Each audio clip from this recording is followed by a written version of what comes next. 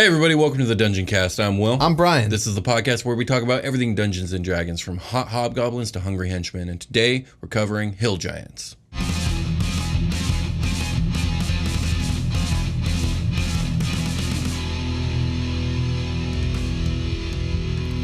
Dungeoncast.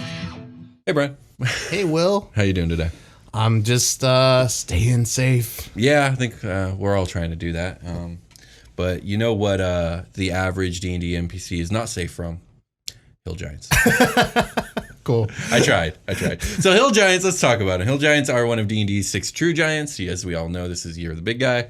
They are the weakest, dumbest, and smallest of the big guys. But he's still a big guy. They're still a big guy. Yeah, that's true. But they fall lowest in the ordning. Not that they are even much aware of what the ordning is. They don't get it? They don't really know. It doesn't matter to them. It doesn't really at the matter. Bottom. Yeah, exactly. Okay. So, hill giants are known to be selfish, dim-witted brutes, famed for their violent nature and their insatiable hunger. They blunder through hills and forests, devouring anything they can, which, due to their low intelligence and high constitution, is pretty much everything. Okay. They bully smaller creatures into feeding them, and then if the smaller creature cannot provide them food, they will devour the smaller creature for the trouble. Okay. It's said that their laziness and dullness would long ago have spelled their end, if not for their formidable size and strength. Hill giants are usually chaotic evil in nature, but due to their lack of awareness of wrong and right, or even their lack of awareness of Mot and Mog, I think it's more appropriate to label them as chaotic hungry. Chaotic hungry. Okay. Is that more like a neutral? They're more like a force of fucking nature. Okay. That nature's called hunger. Yeah. All right. So hill giants are short and stocky in comparison to other giants. They have extremely muscular arms capable of hurling boulders up to 300 pounds through the air. Even though they are the smallest of the giants, their limbs are more muscular and massive than those of the other giant races, at least relatively. Okay. Hill giants are barbaric in appearance with scarce clothing, stooped shoulders, and low foreheads. Their skin tones range from light tan to deep ruddy brown, although the color often hides beneath a layer of filth because they're dirty boys. They're dirty, buff looking. They're more buff looking than the other giants. They're more buff looking, but they're not actually stronger. That's exactly for their size. They've got big bicep. Exactly. They're like bodybuilders versus like strength trainers. Get that mic on you. Oh yeah, sorry. Let me pull this in. Sorry guys. Doing my best over here. Where was I? Oh yeah, their lank hair can be brown or black like their eyes, but both hill giant males and females tend to go bald with age and are prone to being quite fat in the torso region. Okay. Hill giants dress in badly cured hides of any animal abundant enough and large enough to wear. Because a hill giant's body is large, giants dress in whatever gives warmth, and they can be found wearing an astonishing array of patched suits of armor, whole sheepskins, and cowhides, often with heads and legs still attached. Oh, shit. They're literally just ripping this thing off. Exactly. Off the skin off of the animal. Yes, exactly. Others simply wear stiff, untanned furs ripped from the carcasses of dire animals or monsters. Everything they wear is rotting and alive with lice and maggots. Hill giants seem untroubled by this filth. The average hill giant stands at about 16 feet tall, a few feet taller than Ettins or Cyclopes, but 2 feet shorter than stone giants, which is the next one above them in the ordning. They weigh anywhere from 1,000 to 1,300 pounds, and hill giants can live to be about 200 or so years old. Any questions so far? So they're like similar height. They're comparable to a stone giant, and it sounds like weight too. Yeah, I think a stone giant stands at about 18 feet tall. I think that's right. I remember. Right, yeah. Was that the one where I was like 2 bugbears can still pick up a stone giant? Yes, that was so it. They also weigh like around roughly like 1,000 pounds. No, stone giants are super heavy. Oh, okay. So what was I thinking? You might have been referring to something else, but I think you did make that joke then, and you were just. I did make that joke once. I just can't remember when. Right. No, the stone giants were particularly like super fucking heavy for no reason. Okay, for They're sure. just mega dense. But yeah, hill giants are just fat and 16 feet tall. Yeah, they're buff fat. They're like they got buff arms, buff legs, big fat body, bald on top, just overeating, real hungry. No self-care regimen. No self-care regimen whatsoever. Exactly. They're just hanging out with bugs and maggots all the time. Oh yeah, apparently gross. they're into it. So hill giants live to eat. Anyone who understands this one fact about them knows everything they need to know. Episode's over. We're done. I'm kidding. But we're still going to dive further into it. So, though hill giants don't realize they follow an ordning, they do. It's called the ordning of gluttony. Hill giants are the weakest of the true giants. They have the shortest stature, the smallest brains, and the least ambition. The only area in which they excel is girth. Since eating is the only thing hill giants care about, a tribe is always led by its fattest, heaviest member, the most successful and thus the most admired one in the group. Okay. This sounds like a... This sounds like Jublex episode. Yeah, it kind of does. Jublex probably has an affinity for these guys. He's like, you know what? These guys are slimes and like human bodies. You guys are basically slimes. You guys are basically slimes. When I take over, I got a bunch of giants on my side. He'll leave a quadrant for them to live in. The qualities that other creatures expect or demand of their leaders, such as intellect, decision-making ability, and personal magnetism, have no importance to hill giants. They are neither recognized nor rewarded, except to the extent that a hill giant with slightly above average smarts might use trickery or intimidation to grab more food than its neighbors. Okay, sure. So only skills that help you eat more are good skills. Exactly. So essentially, hill giants equate size with power is really what it comes down to. In a hill giant's world, humanoids and animals are easy prey that can be hunted with impunity. Creatures such as dragons, on the other hand, are tough adversaries because they're bigger. It's as simple as that for hill giants. This is like fairy story giants in a way. They're just kind of like meat monsters. Exactly. These are giant meat monsters. These are the giant, These are Attack on Titan. These are Attack on Titan zombies. Yeah, basically, kind of. They're a little bit smarter than that. I've seen from the anime, Attack on Titan. They're just like literally trying to just they'll just like eat until they barf. Yeah, exactly. So when it comes to other types of giants, hill giants don't actually recognize their place in the ordering above them, but instead recognize that other giants are larger and stronger than they are, which means they are to be obeyed. So again, it just comes down to size. That tracks. Because if you die, you can't eat. Exactly, yeah. And if you piss off the big thing, it kill you and you can't eat. It's so true. It's so true. So with nothing else to occupy them, hill giants eat as often as possible. A hill giant hunts and forages alone or with a direwolf companion, so they do make friends sometimes, so as not to have to share with other tribe members. Nice. The giant eats anything that isn't obviously deadly, such as creatures known to be poisonous. Like they know that one's poisonous because Big Bob died when he ate that one. Yeah, he know how to eat good. Yeah, because he like eat. Exactly. He want to eat more. If he eat bad thing, he no more eat. Exactly. Okay. Rotten meat is fair game though, as are decaying plants and even mud. They'll even eat mud, bro. Pica. Yeah, exactly. They need those minerals, dude.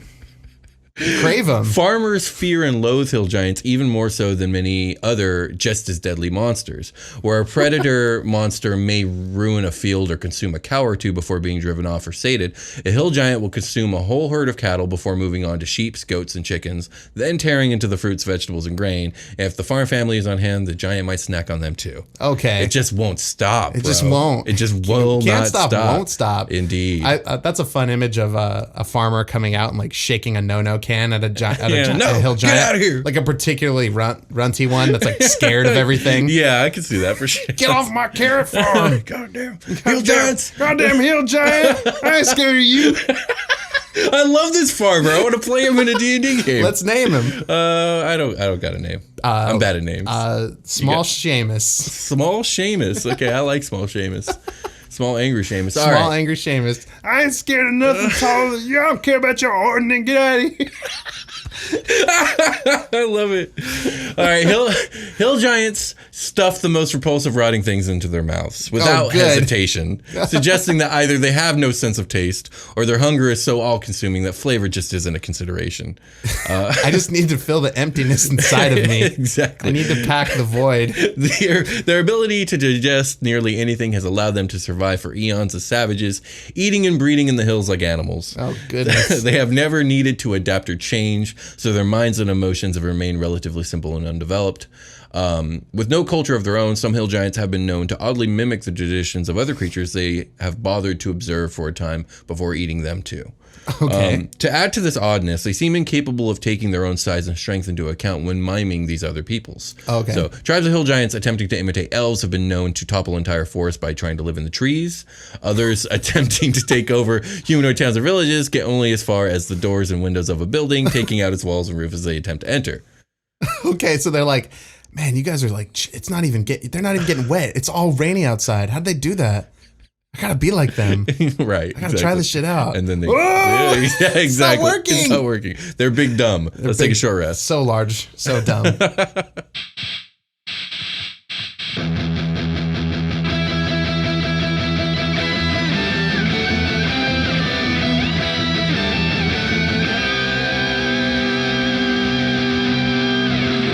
everybody. Welcome to the part of the episode. We're not talking about that last thing. We're talking about our love for our listeners.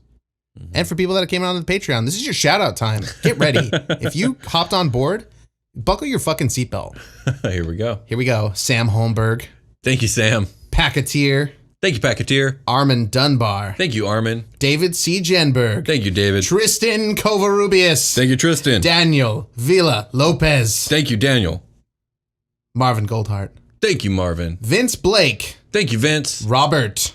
Thank you, Robert. Black Wolf. Thank you, Black Wolf. Mario Sack. Thank you, Mario Sack. Is that like one word? Is that like just one word? Mario It Sack. says Mario Sack. Thank you, Mario Sack. Thank you, Mario Sack. Anthony. Thank you, Anthony. And Louise Ellis. Thank you, Louise. Thank you, everybody. It's pretty nice of you guys to be doing what you're doing in the times that we're living in. Indeed. So thanks Indeed for it is. helping the show. Yeah, thanks for supporting us. We really appreciate it. And hope you're enjoying all the bonus content. Yeah, we really do. Please go check it out. Please watch Flashbang and the Surgeon because it's really good. And I think I got some Grumsh mugs to order soon. You got some Grumsh mugs coming up. You can get a What the Grumsh mug. Sometimes I take pictures of it on Instagram because I love it.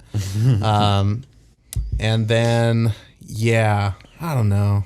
I just love everybody so much.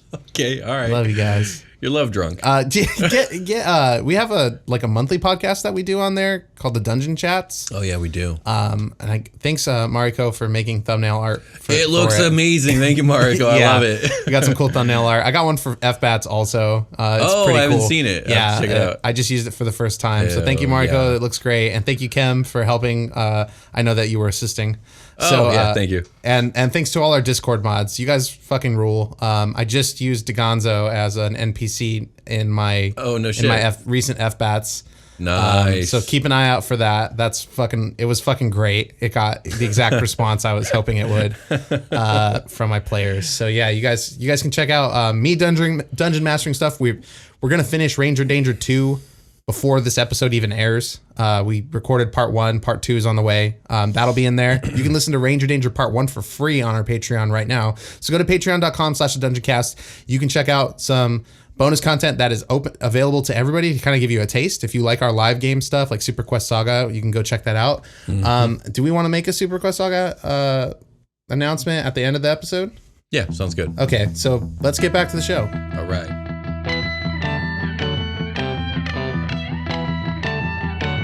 We've returned. Indeed, we have. Talking about hill giants. They're big, but they're not that big. But they're still pretty fucking big. They're pretty fucking big. 16 feet tall. Big guy. That's a big guy. Over 1,000 pounds. Oh. All right. Let's talk about like their mentality though, because in conversation, hill giants are blunt and direct, and they have little concept of deception and are fooled extremely easily. Okay, sweet. It's like fairy giants. Yeah, very much fairy so. story giants. Yeah, they're not fairy giants. they're your cliche big dumb guy. Fuck, fairy giants? Wait, wasn't there a fae? There is a fey giant. We're gonna talk about it on their own episode. Another episode. Fairy giants, everybody. Hill giants don't get a lot of limelight, so let's not talk about other giants. It's a little rude. You're right. We're spending our time in one category of the ordning and exploring all that space, not other space. Exactly. Okay.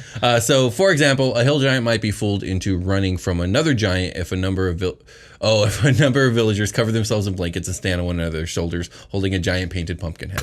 Like, they're that level of stupid. Okay. Well, that plan to scare off a giant sounds like a level of stupid I've never heard before. Like, let's just stand on each other's shoulders. Everybody get your blankets. We got to get out there. And that one giant pumpkin. Have you been doing your core exercises, Danny? You fucking weak. The village depends on this, Danny. What the fuck? You're the reason the tower always falls over, Danny, and the hill giant kills us all. So the hill giants, they really are that dumb. Reasoning with a hill giant is futile. Although clever creatures can sometimes encourage a giant to take actions that benefit them. This is a dangerous game to play, though, because a hill giant that feels as though it has been deceived, insulted, or made into a fool vents its terrible wrath on anything it encounters. Even after smashing those who offended them into a pulp, the giant rampages until the rage abates. It notices something more interesting, or it gets hungry.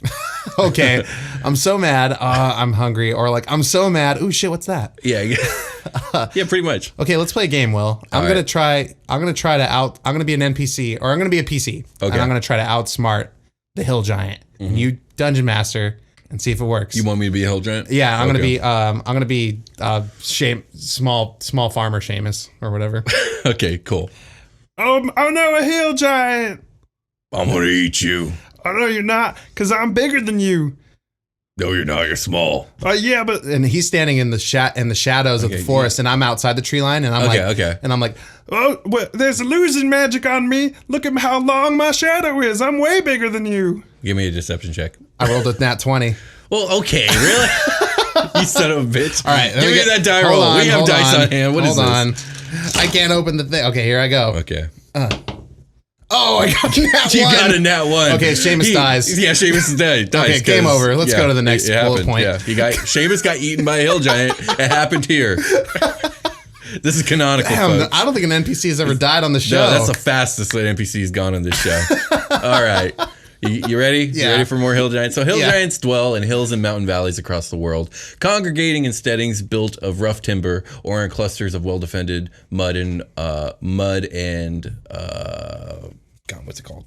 Gummy stuff. No, concrete. A bunch of hay mixed with water. Branches. Mud and branch huts. Okay, so like almost like Adobe, kind of. Kind of. Really dirty. Except for worse. Just worse. They're bad. bad houses. Adobe. Bad Adobe. How does it even stick? I guess it works. Yeah. If it works, it works. Their dens are filthy, reeking places. Decaying carcasses and cracked bones are strewn about, and the ground is saturated with blood and with the giant's own filth. Yum. The stench that exudes from a hill giant den might even attract monstrous scavengers such as oozes, ropers, carrion crawlers, or odiugs. Hill giants don't domesticate or tend these creatures, but they do tolerate their presence. Okay. A visit from a gelatinous cube or a carrion crawler probably is the only housekeeping a hill giant's den ever sees. He's got his own. He's got his own cube. Cube Roomba. I love it. I love it. That's what I want. They really do have synergy with Tubelix. They really do. Okay. Ghouls are known to lurk around the edges of hill giant encampments, but they're less welcome than other kinds of scavengers.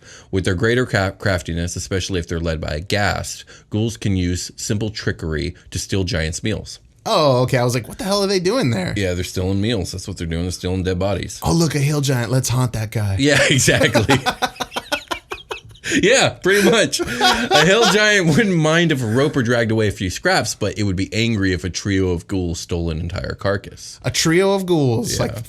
Just like in the movie Casper from the 1990s. Yes, exactly. That's exactly like that. Yes. That's a good callback. I didn't expect it to ever come back. That was like 2 years ago. Holy shit. Yeah, but it's a classic bit. It is a classic bit. I like that one. All right. If I do say so myself. I think we only ever did it once, too. I've broken the cycle. It might have been for 2 episodes in a row. All right. So the deity most revered by hill giants is Grolantor, the least of Anam's 6 sons. What? Grolantor. Grolantor. I get big because I eat. I grow. Grolantor. He's actually the smallest of the 6. Yeah, but he's getting thick. He is quite thick. He's a thick boy. He's the thickest of the giants. The black sheep of the family who was scorned by his siblings and his parents. Grolantor is evil second and stupid first. Disowned by his brothers for his foolishness and relative weakness. I'm as evil as I am stupid. And they're like, no, that's wrong. No, that's wrong. Holy shit. Oh, God, the burn. Most of Grolantor's problems, however, are of his own doing. Proud of his great strength, his only redeeming quality, Grolantor refused to recognize the superiority of his older, smarter, and stronger siblings and insisted on being treated as their equal. Which seems, I guess that sounds fairly reasonable. It sounds fair, but it's coming from a place of stupidity. It's coming from a real bad place, yeah. He complained constantly of his endless hunger. So it sounds like he had a medical condition.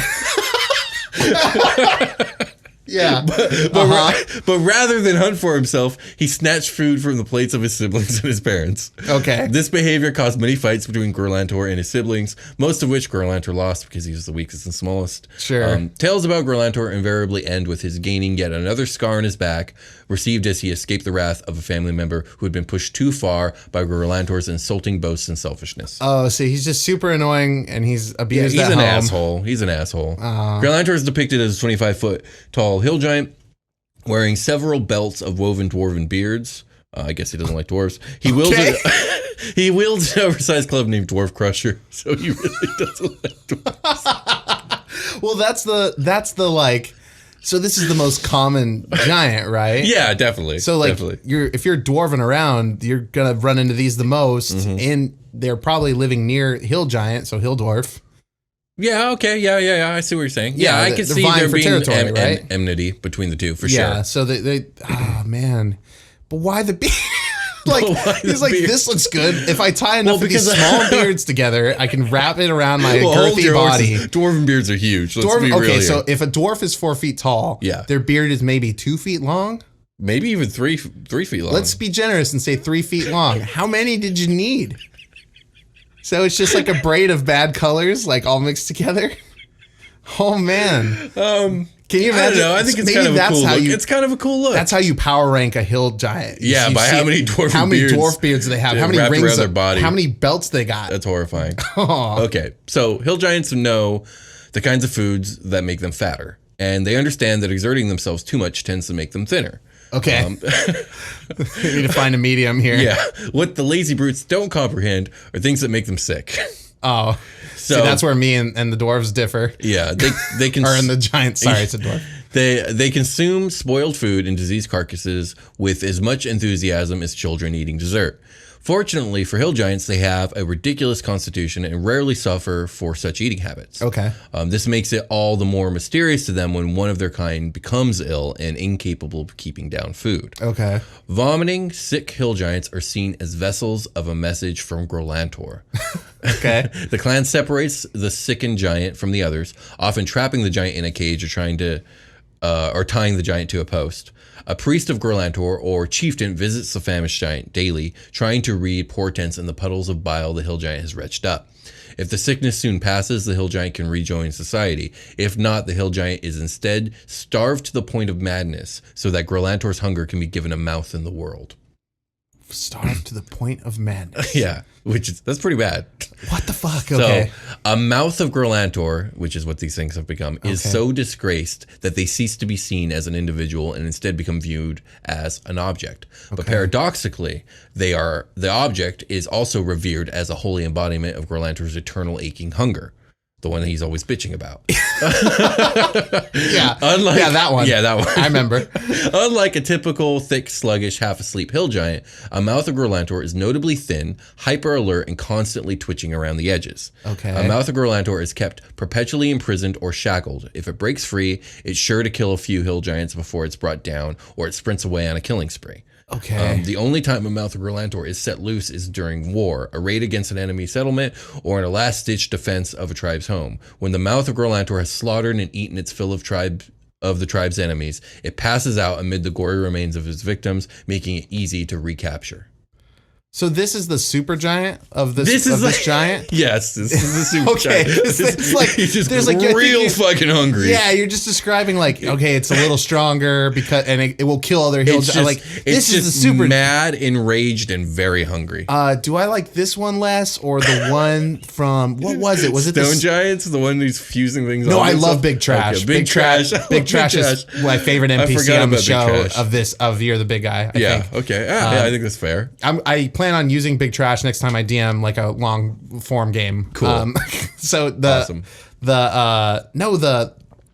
Frost Giant one. The Frost Giant one was one that became like part troll, and it like secretly became part troll, and it was like I like that one. I think that one's cool. Yeah, but this one is objectively the worst. Am I more freaked out by one or the other? Because that other one was like eating. It was like killing its brethren and eating them, or something too, It was right? cannibalistic, yeah. And it had like multi heads, and like that one's creepy. Yeah, that one is creepy because it has some cognizance. This one's just a meat monster. Yeah, still, it's just a crazy beast that they unleash on the battlefield. Yeah. Oh, it's like gluttony from Brotherhood, Full Metal Alchemist. I guess just so. like running around trying to eat shit. Yeah, pretty much. Oh no. So any questions about hill giants? We're gonna go stat block right now. We're gonna go stat block right now. These are my questions. They're stat block related. Give them to me. All right, give me the answers. Let's start with hill giant, which is super basic. Got it. It's very basic. Here we go. Hill giant, huge giant. Hill giant. Did they just misspell basic in the monster manual? Two whole times. Huge giant. Chaotic evil. Armor class 13, that's natural armor, all that blubber. 105 HP, which is not that high. 21 strength, 8 dexterity, 19 constitution. I feel like that should be higher, actually. Yeah, like I think it'd be fun if they had like a 25 constitution. Okay, kind of like other really huge monsters. Like this is their spike stat. Like they're kind of down here. Constitution except for should be their spike stat because like that's literally what I've been talking about for the last 30 minutes. It's right. like the fact that they can eat anything. So they should have like a bigger stat boost there and then comparable HP to kind of curb that out. That's what I think. Yeah, sure. 100's not a lot. No. Like if you're floating around 100, that's fairly it's a challenge easy rating 5, so it is what it is. Intelligence 5, wisdom 9, charisma 6.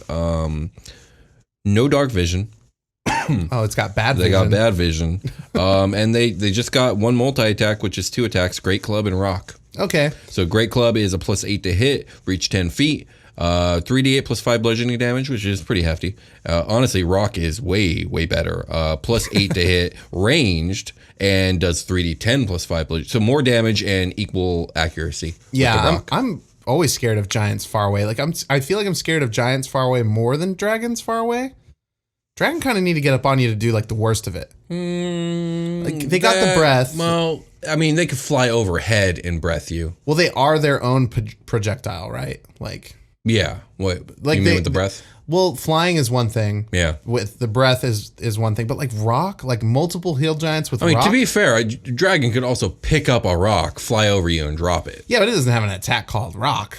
Yeah, but I think this would do just as much damage. I would reference rock.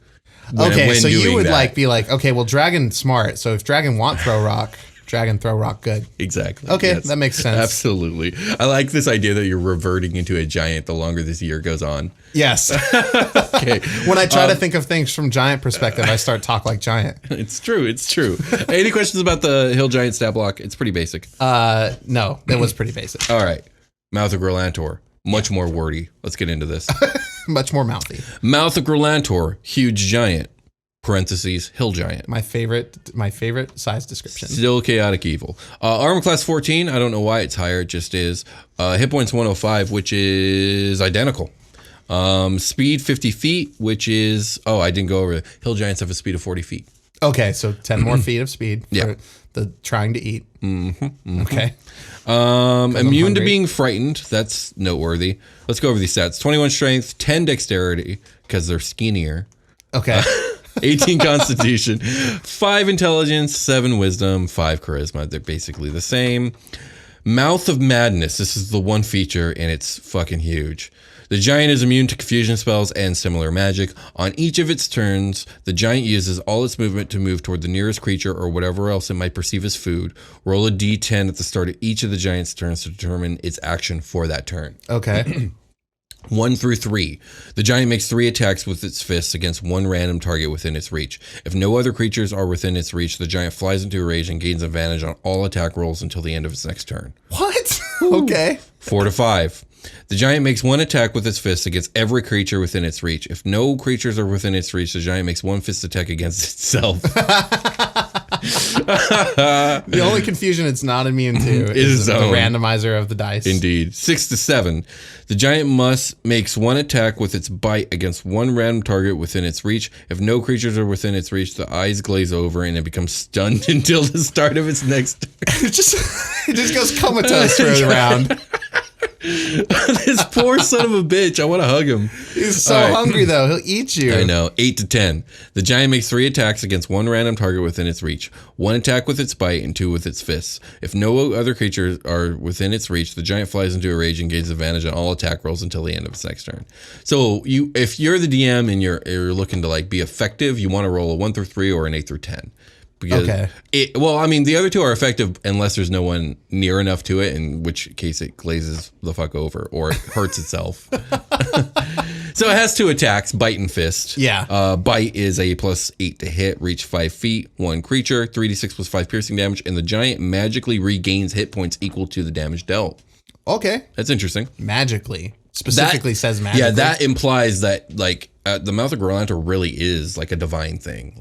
They're not just making shit up. Grolantor's hungry and he's using these boys to eat. Oh shit. And then the last one is fist. +8 to hit, reach 10 feet, one target, 3d8 +5 bludgeoning damage. So the fist is normal. Fist ain't magical, but that bite has some Bite magic is super to it. magical.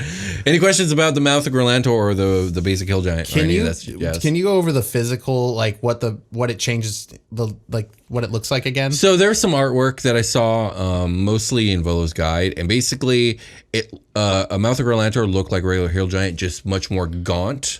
Okay, still kind of muscular, but much more gaunt, and then with like skin folds, you know, Sure. it used to be fat. Yeah. And just kind of a crazy look on its face. Okay, so not very much different. All right. No, just like if you see a skinny hill giant, run for your fucking life. That'd be some cool flavor, because I was thinking about gluttony again.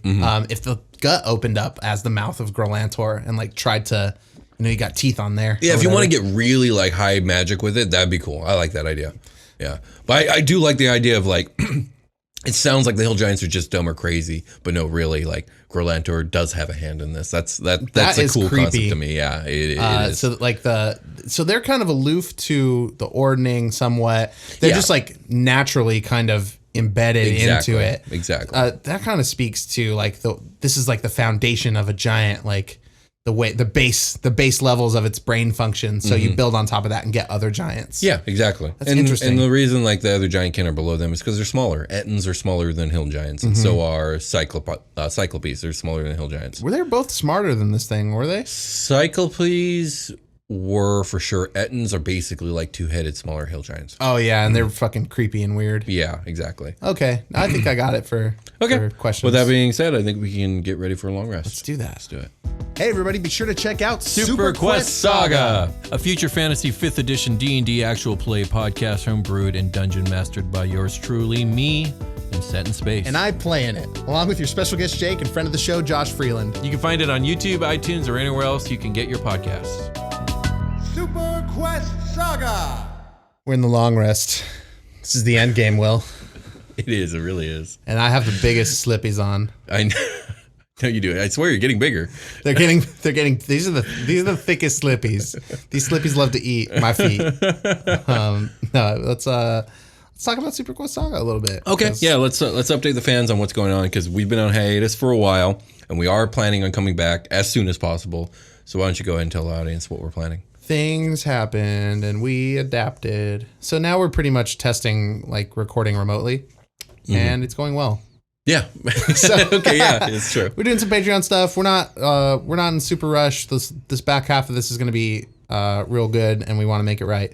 So basically, beginning of June, expect some episodes. Yeah, we're going to be recording throughout May, and we're looking to start airing the second half of Super Quest Saga beginning week of June, or maybe the second week, but either way, beginning of June. Yeah, because we were pretty much like recording an episode, turning around, putting it out, recording an episode, turning around, putting it out.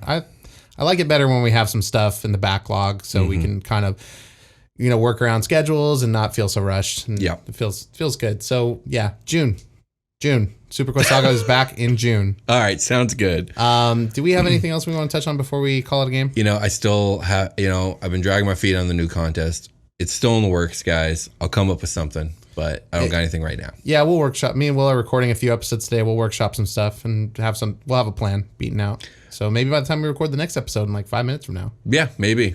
With that being said, I think we can call it a game. Bye. We'll talk to you guys later.